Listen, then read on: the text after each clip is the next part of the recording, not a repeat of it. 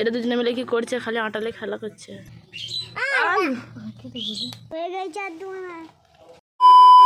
আসসালামু আলাইকুম, hello everyone, কেমন আছো? আশা করি ভালো আছো। আলহামদুলিল্লাহ আমি অনেক ভালো আছি। তো আজ হলো মহরম, আর কাল ছিল চুপচাপ, আর পরশু ছিল দুপুর মাতম। তো দুপুর মাতমের দিন কোথাও যায়নি, কারণ প্রচুর বৃষ্টি হচ্ছিলো তাই। আর কালকে তো চুপচাপ, আর আজকে রাত জাগরণ। তো আজকে আমি ব্লগটা স্টার্ট করেছি।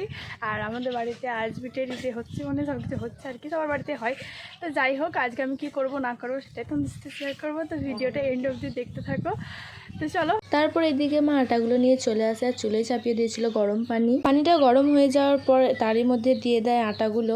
আজকের পিঠেটা চালের আটারই হচ্ছে, আর মহরম পৌষ পরব এলে বেশিরভাগ চালের আটারই রুটি করে আর কি। দেখো গাইস, এটা দুজনে মিলে কি করছে, খালি আটালে খেলা করছে। কি সুন্দর কর্মর কর্মর করছে, আটার আওয়াজ। এমনি করে আটাটা উঠছে রে।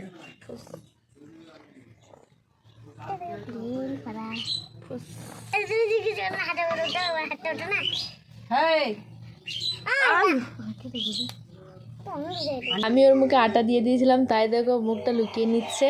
আর আগেই মা হালুয়াটা করে নিয়েছিল। আটাগুলো দেওয়ার পর তৈরি হয়ে গেছে খুমির, আর আমরা এটাকে খুমিরি বলি, তোমরা কি বলো নিশ্চয়ই কমেন্টে জানিও। আর প্রত্যেকবার মানে ছোট থেকেই বেশিরভাগ নানির বাড়িতেই মহরমটা করেছি। ওখানে ঢাল করে, আর ওদিকে কি হয় বিকালের দিকে সবাই মিলে বের হয়।